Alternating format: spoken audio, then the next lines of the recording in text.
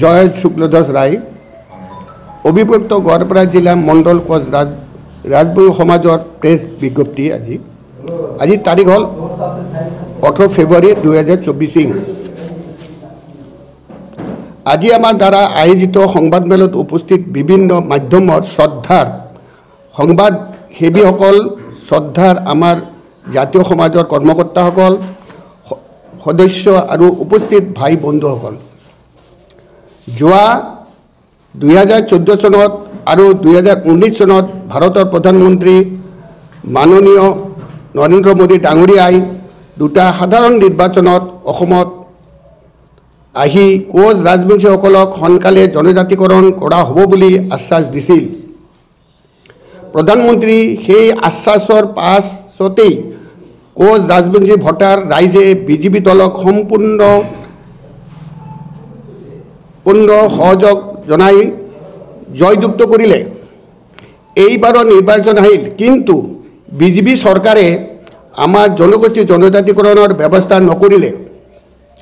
অসমৰ মাননীয় মুখ্যমন্ত্ৰী হিমন্ত বিশ্ব শৰ্মাদেৱ ডাঙৰীয়াই আমাৰ স্বগোষ্ঠীয় নেতা আৰু ছাত্ৰ সংগঠনৰ নেতাসকলৰ লগত কেইবালানিও আলোচনা কৰি সময়মতে জনজাতিকৰণ ফাইল কেন্দ্ৰীয় চৰকাৰক দিব বুলি কথা দিছিল,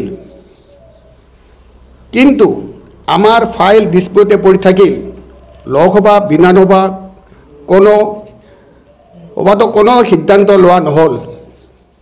ৰাজনৈতিক চলনাৰ বলি হৈ অতীতত পৰা কমতাপুৰ কোচ বিহাৰ ৰাজ্য কোচ ৰাজবংশীসকল অসম, পশ্চিমবংগ আৰু বিহাৰত বিভক্ত হৈ আছে। ভাগ হৈ থকা বাবে আমাৰ ন্যায্য দাবীসমূহ একগোট হৈ চৰকাৰৰ পৰা আদায় কৰিব পৰা নাই।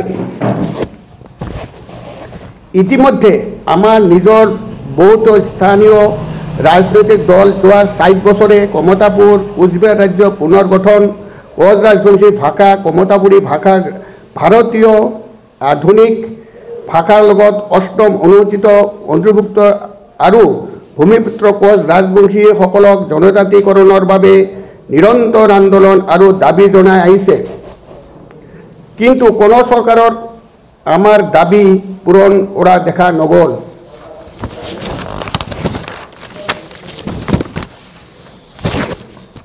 এক সময়ৰ স্বাধীন কোচবিহাৰ ৰাজ্য ব্ৰিটিছৰ দিনতো স্বাধীন হৈ আছিল। ব্ৰিটিছে ভাৰতবৰ্ষক এৰি যোৱাৰ সময়ত পুৰণি কোচ ৰাজ্যৰ সকলো অঞ্চল কোচবিহাৰ ৰাজ্যই ঘূৰাই পায়, কিন্তু 1949 চনৰ 28 আগষ্ট তাৰিখে তেতিয়াৰ কেন্দ্ৰীয় মন্ত্ৰী চৰ্দাৰ বল্লভ ভাই পেটেলৰ লগত তেতিয়াৰ মহাৰাজা জগদীপেন্দ্ৰ নাৰায়ণ ভূত বাহাদুৰৰ লগত আলোচনা মৰ্মে গ শ্ৰেণী ৰাজ্যৰ মৰ্যাদা পোৱাৰ চুক্তিৰ আধাৰত কোচবিহাৰ ৰাজ্য ভাৰত ভূমিৰ লগত চামিল হ'ল, কিন্তু ৰাজ্যৰ মৰ্যাদা ঘূৰাই দিয়া নহ'ল। বৰঞ্চ বৃহত্তৰ কোচবিহাৰ ৰাজ্য খণ্ড কৰি অসম, বংগ আৰু বিহাৰক ভাগ কৰি দিয়া হ'ল। চৰকাৰৰ এই প্ৰতাৰণাৰ ফলত ভূমিপুত্ৰ কোচ ৰাজবংশীসকল ভূমিহীন হ'ল, ভাষা হেৰুৱাবলগীয়া হ'ল, কৃষ্টি সংস্কৃতি হেৰুৱাবলগীয়া হ'ল। আমাৰ নেতা আছে, ৰাইজ আছে, এতিয়া সকলোৱে মিলি একগোট হৈ কাম কৰাৰ সময়। ন্যায্য ৰাজনৈতিক, ভাষিক আৰু সাংস্কৃতিক দাবী আদায় কৰাৰ সময়। এইদৰে নিজৰ জন্মভূমিত বঞ্চিত লাঞ্ছিত হৈ নিঃশেষ হ'ব ধৰা জাতিটোক বচাবলৈ কমতাপুৰ ৰাজ্য পুনৰ্গঠন, কমতাপুৰী ৰাজবংশী ভাষাৰ পুনৰুদ্ধাৰ আৰু জনগোষ্ঠীৰ জনজাতিকৰণৰ বাবে হাতত অস্ত্ৰ তুলি লোৱা মুখ্য সেনাধ্যক্ষ শ্ৰী জীৱন সিংহ কোচ ডাঙৰীয়া কেন্দ্ৰীয় চৰকাৰৰ আহ্বান মৰ্মে শান্তি চুক্তিৰ বাবে জংগল এৰি ভাৰত ভূমিত উভতি আহিছে। যোৱা 2023 17 জানুৱাৰী তাৰিখে ভাৰতত উপস্থিত হোৱা শ্ৰী জীৱন সিংহ কোচ ডাঙৰীয়াৰ লগত কেন্দ্ৰীয় চৰকাৰৰ শান্তি চুক্তি কিমান দূৰ আগবাঢ়ি ৰাইজে আজি অন্ধকাৰত আছে। বৰ্তমান সময়ত আমাৰ এই সমস্যাবিলাক কিদৰে চৰকাৰৰ পৰা আদায় কৰিব পৰা যায় তাৰ সমাধানত বিচাৰি অহা 3 মাৰ্চ 2024 চনৰ দিনা 11 বজাত বঙাইগাঁও চহৰৰ পাব্লিক লাইব্ৰেৰীত আমাৰ জনগোষ্ঠীসকলৰ ৰাজনৈতিক সামাজিক দলৰ বিষয়ববীয়াসকল সামৰি এখন বিশেষ সভাৰ আয়োজন কৰা হৈছে। আশা কৰা হৈছে যে উক্ত ৰাজহুৱা সভাত অসম, বংগ, বিহাৰ, পূৰ্ণিয়া, কাটিহাৰ আদি জিলাৰ পৰা কোচ ৰাজবংশী সমাজৰ সচেতন গৰীয়ামৰীয়াসকলে যোগদান কৰি আৰু চৰকাৰৰ পৰা ন্যায্য দাবীসমূহ আদায় কৰাৰ বাবে বিহিত কাৰ্যপন্থা গ্ৰহণ কৰিব পৰা যাব।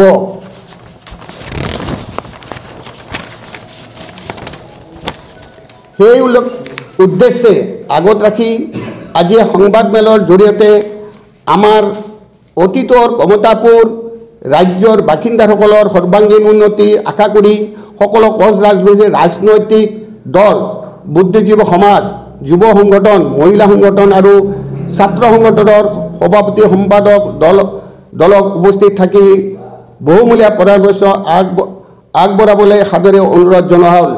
আমাৰ মূল উদ্দেশ্য হ'ল সঁচা কথা ক'ব গ'লে আমাৰ কমতাপুৰ ৰাজ্য বা মানে কেন্দ্ৰ শাসিত অঞ্চল। ইয়াৰ পিছত দ্বিতীয় আমাৰ হ'ল অসম, বংগ আৰু বিহাৰৰ আমাৰ জনগোষ্ঠীক মানে এছটিকৰণ, আৰু তৃতীয়তে আমাৰ ভাষা, আমাৰ নিজস্ব কোচ ৰাজবংশী ভাষা আছে, আপোনালোকে জানে। গতিকে এই আমাৰ নিজস্ব কোচ ৰাজবংশী ভাষা, আমালোকৰ নিজস্ব কালচাৰেল, আমাৰ কৃষ্টি কলাপ সম্পূৰ্ণ আমাৰ নিজস্ব স্বজাতি আছে। আৰু সেই দিনে দিনে এই আমাৰ কৃষ্টি কলাপ আমাৰ নিজস্ব ৰাজ্য নোপোৱাৰ কাৰণে আমাৰ কৃষ্টি কলাপ দিনে দিনে লুপ্ত হোৱাৰ পথত। প্লাছ আপোনালোকে নিজে জানে যে অসমৰ কোচবিহাৰ, বেংগলৰ মানে অসম আৰু বেংগল আৰু বিহাৰৰ ৰাজবংশীসকল অৰ্থনৈতিকভাৱে খুবেই দুৰ্বল। আপোনাক মই এটা দৃষ্টিগোচৰ কৰিব বিচাৰিছোঁ। আপোনালোকে যদি কোনো এখন চাহ দোকানত যায়, চাব তাৰ কাম কৰালৰ এইটো ৰাজবংশী হয় না? হয়, আজি দুখনে ক'ব লগা হৈছে মোৰ যে আমাৰ জাতিটো ইমান বিস্ফোচিত, তথাপিও আমাৰ চৰকাৰে, বিজেপি চৰকাৰক আমাৰ ৰাইজে ইমান ভাল পায়, ইমান ছাপৰ্ট দিয়ে, তথাপি আজিলৈকে আমাৰ বিজেপি চৰকাৰে আমাৰ জাতিটোৰ কাৰণে আজিলৈকে একো কৰিব পৰা নাই, নকৰিলে। সেইকাৰণে আমি আপোনালোকৰ যোগেদি বিজেপি চৰকাৰক অনুৰোধ কৰিছোঁ, অতি সোনকালে আমাৰ দাবীসমূহ পালন কৰি আমাৰ জাতিটোক বচাবৰ কাৰণে বচাই যাতে সেইটো মোৰ কৰজেন অনুৰোধ।